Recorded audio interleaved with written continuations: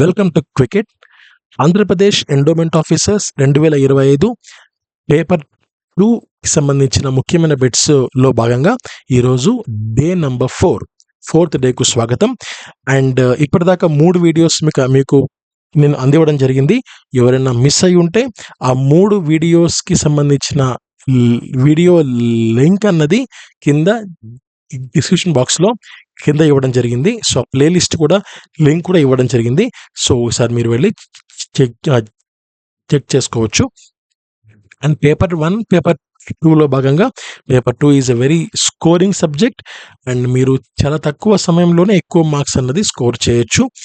Paper 2 కనుక grip ఉంటే believe me 70% ఉద్యోగం మీ చేతిలో ఉన్నట్టే. 70%, నాట్ 100%. 70% మీ చేతిలో ఉన్నట్టే. సో అంత కాన్ఫిడెన్స్ని ఇస్తుంది పేపర్ 2. సో పేపర్ 2 అనేది చాలా ముఖ్యం.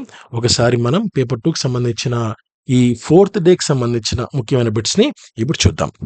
ఫస్ట్ క్వశ్చన్, సమాజంలో కుటుంబం కీలక పాత్ర వహించడానికి ప్రధాన కారణం ఏంటి? మూర్తిమత్వాన్ని తీర్చిదిద్దడం. నెక్స్ట్, కుటుంబాల వర్గీకరణకు ప్రమాణం కాని అంశమేది? ఆన్సర్ మతం.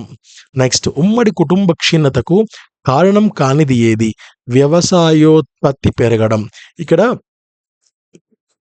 కారణం కానిది ఏంది అంటే మనకు 3 ఆప్షన్స్ దానికి సంబంధించినవి ఇచ్చారనమాట. అండ్ ఈ వ్యవసాయం అన్నది అసలు కుటుంబ క్షీణతకి సంబంధం లేదు. సో అందుకే ఇది ఇవ్వడం జరిగింది, ఇది నేను పిక్ చేసుకోవడం జరిగింది.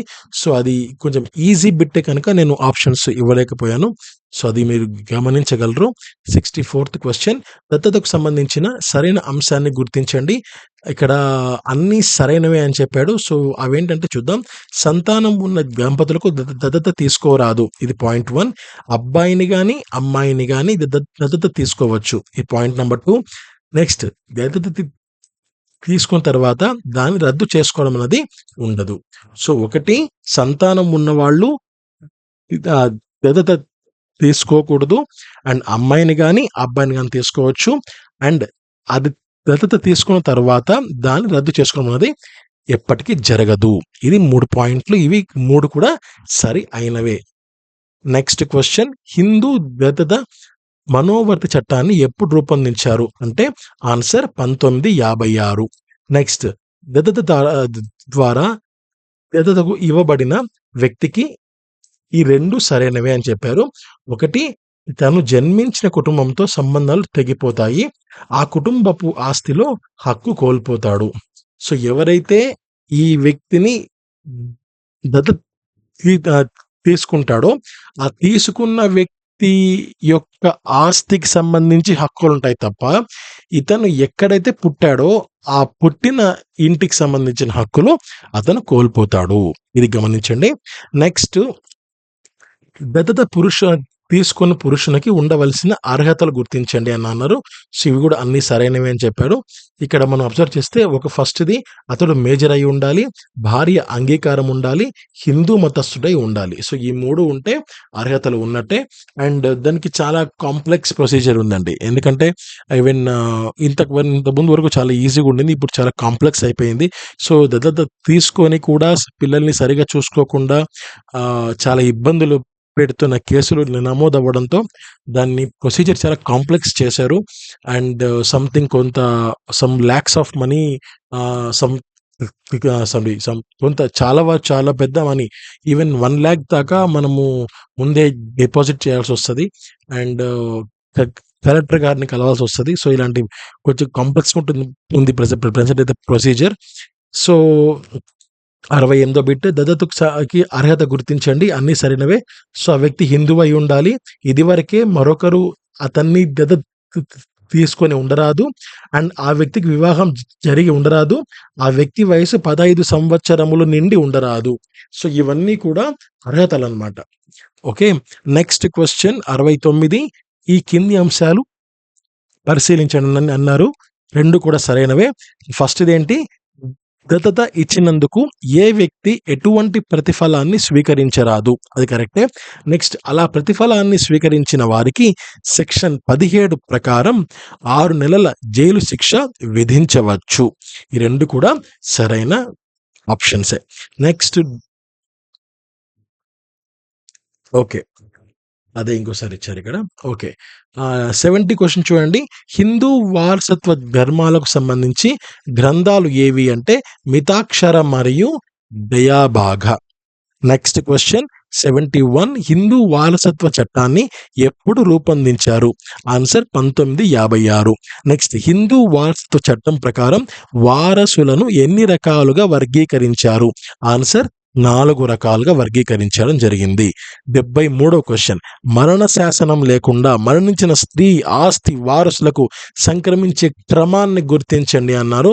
మొదటిగా కుమారులకు వస్తుంది, కుమార్తెలు, భర్త యొక్క వారసులు, తల్లి తండ్రి యొక్క వారసులు.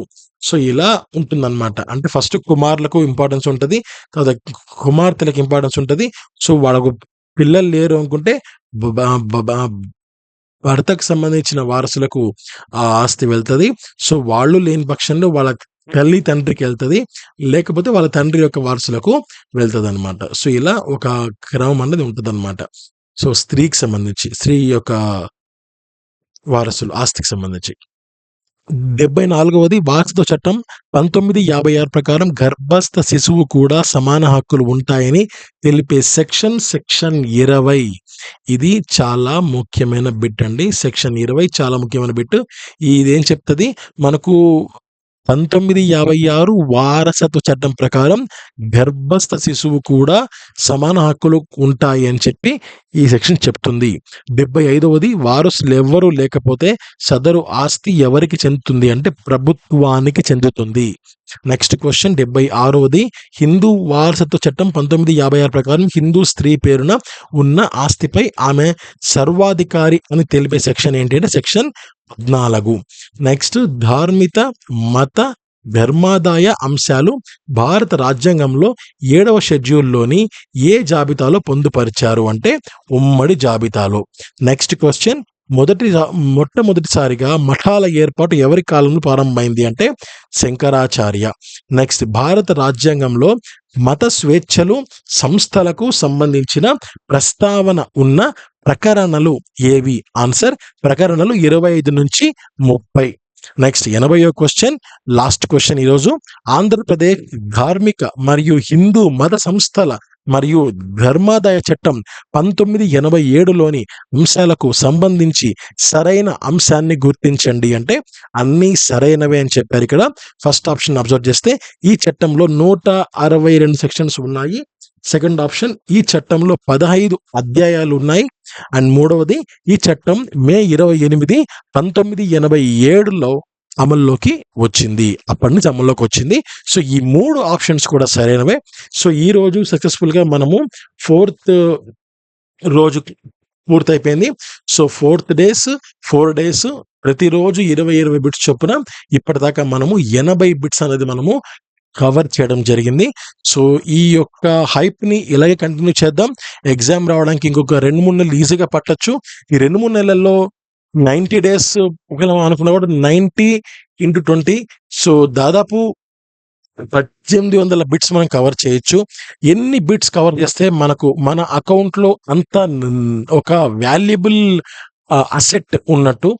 సో మన బ్యాంక్ అకౌంట్లో ఎంత సొమ్ము ఉంటే మనకి ఎంత హాయిగా ఉంటుందో.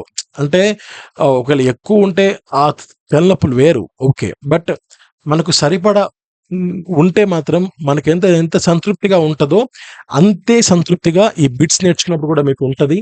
సో ప్రతిరోజు ఆలోచించే వాళ్ళు, ప్రతిరోజు చదివే వాళ్ళు అందరికంటే ఒక మెట్టు ముందే ఉంటారు. సో ఆ మెట్టు ముందు ఉంటేనే ఈ కాంపిటేటివ్ వరల్డ్లో మీకు ఉద్యోగం అన్నది వస్తుంది. Thank you. జై హింద్.